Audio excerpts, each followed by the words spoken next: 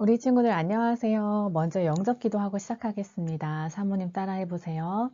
사랑의 하나님, 나는 하나님을 떠난 죄인이에요. 예수님이 나를 위하여 십자가에서 죽으시고 3일 만에 부활하신 그리스도이신 것을 믿어요. 지금 이 시간 내 마음의 문을 열고 예수님을 영접합니다. 내 마음속에 오셔서 나의 주인이 되어주세요. 예수님의 이름으로 기도합니다. 아멘. 기도하겠습니다. 하나님, 우리를 구원해 주신 사랑과 은혜에 감사드립니다. 오늘도 말씀을 통하여 하나님을 더욱 알아가게 하시고 오직 복음만이 우리에게 각인되어지고 뿌리 내려지고 체질되어지게 해주세요. 예수님의 이름으로 기도합니다. 아멘. 오늘 하나님께서 우리 친구들에게 주신 말씀 제목은요. 예배의 주인공이신 예수님. 말씀 구절은 요한계시록 4장 11절인데요. 우리 같이 읽어볼게요. 시작. 우리 주 하나님이여 영광과 존귀와 권능을 받으시는 것이 합당하오니 주께서 만물을 지으신지라. 만물이 주의 뜻대로 있었고 또 지으심을 받았나이다 하더라. 아멘.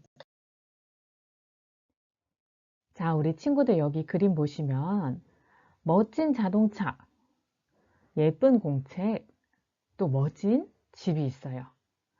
그런데 여기 있는 이 모든 것들은 어느 날 갑자기 스스로 생겨난 것이 아니에요. 모두 누군가에 의해 만들어진 거예요. 누군가에 의해서 만들어진 것을 세 글자로 피조물이라고 해요. 오늘 우리가 방금 읽은 말씀에서 주께서 만물을 지으신지라 라고 말씀하고 계세요. 즉, 하나님께서 만물을 지으셨다는 거예요.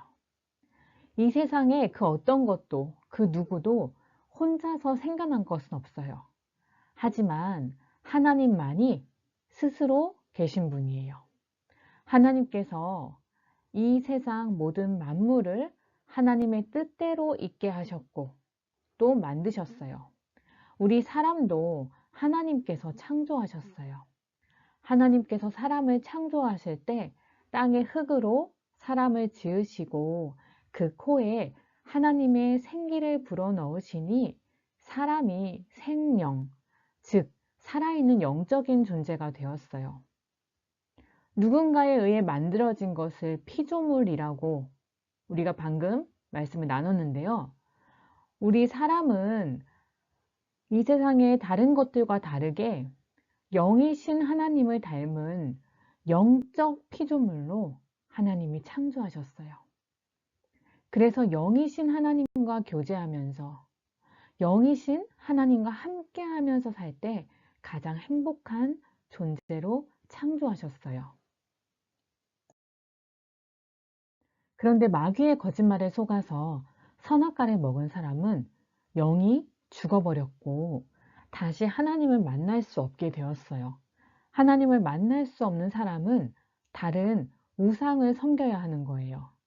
어떤 사람들은 이렇게 나무에다가 기도하고 어떤 사람들은 금송아지를 만들어 놓고 절하고 또 어떤 사람들은 돈이 우상이 되었어요.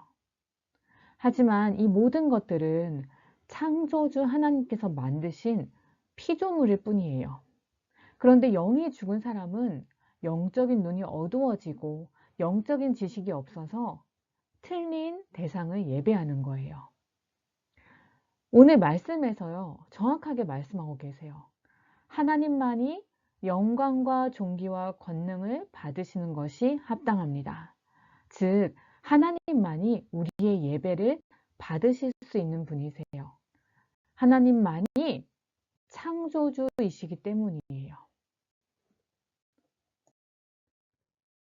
그런데 죄를 가진 우리 사람은 거룩하신 하나님께 예배할 수도 없고 하나님을 만날 수가 없어요.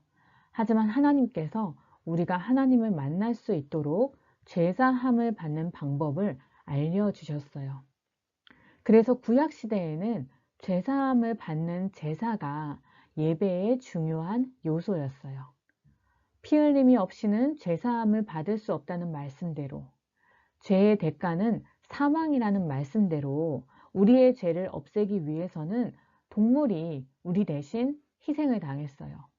여기 그림을 보면 이 사람이 동물을 데리고 왔어요. 그리고 이 동물에게 안수해요.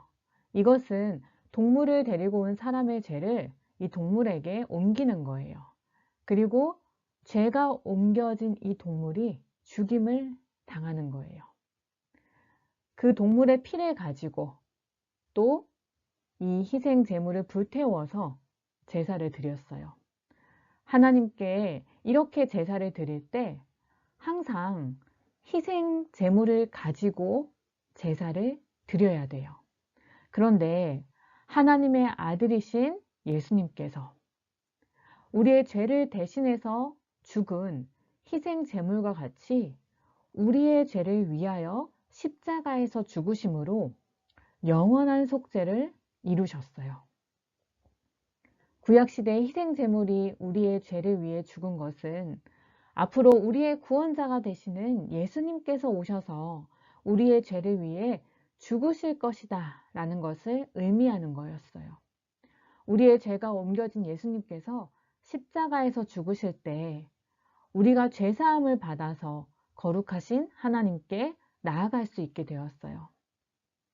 구약시대 때 제사를 드릴 때 항상 희생 제물을 가지고 왔어야 됐는데 우리 친구들은 오늘 하나님께 예배를 드리러 올 때 희생 제물을 가지고 왔나요?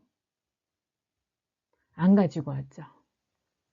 예수님께서 십자가에서 우리의 죄를 다 해결해 주신 지금은 희생 제물이 필요가 없어요. 그렇다면 지금 우리가 하나님께 나아올 때 무엇을 가지고 와야 할까요? 우리는 어떻게 하나님을 만날 수 있을까요? 희생 제물 대신 예수님의 이름으로 하나님께 나아올 수 있게 되었어요.